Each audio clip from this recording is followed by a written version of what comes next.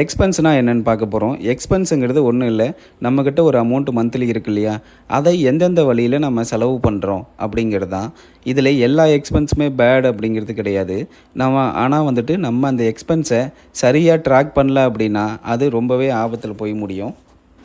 இந்த எக்ஸ்பென்ஸை நம்ம 3 டைப்பாக பிரிக்கிறோம். ஃபர்ஸ்ட் ஒன் வந்துட்டு ஃபிக்ஸ்டு எக்ஸ்பென்சஸ், ரெண்டாவது வேரியபிள் எக்ஸ்பென்சஸ், மூணாவது வந்துட்டு டிஸ்க்ரிஷனரி எக்ஸ்பென்சஸ். இதில் ஃபிக்ஸ்டு எக்ஸ்பென்சஸ் அப்படின்னா நமக்கு மந்த் ஆன் மந்த் ரெகுலராக நம்ம ஒரு இடத்துல பேமெண்ட் கொடுத்துட்ருப்போம்.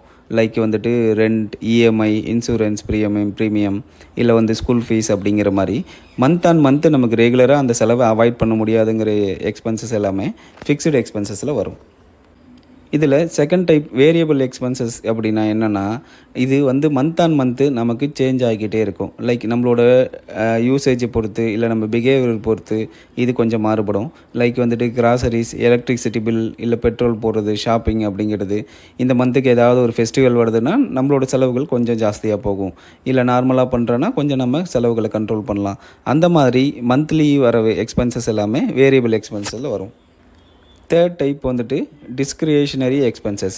இது வந்துட்டு நான் எசென்ஷியலாக நம்ம ஸ்பெண்ட் பண்ணுறது. நம்ம தேவையே இல்லாமல் ஒரு சில விஷயங்களில் பண்ணிக்கிட்டு இருப்போம். எக்ஸாம்பிளுக்கு அடிக்கடி நம்ம டைன் அவுட் போகிறது, இல்லை நெட்ஃப்ளிக்ஸ் சப்ஸ்கிரைப் பண்ணி வைக்கிறது, கேட்ஜெட்ஸ் புதுசாக வாங்குறது, வெக்கேஷன் போகிறதுன்னு நிறைய செலவுகள் நம்ம பண்ணுவோம்.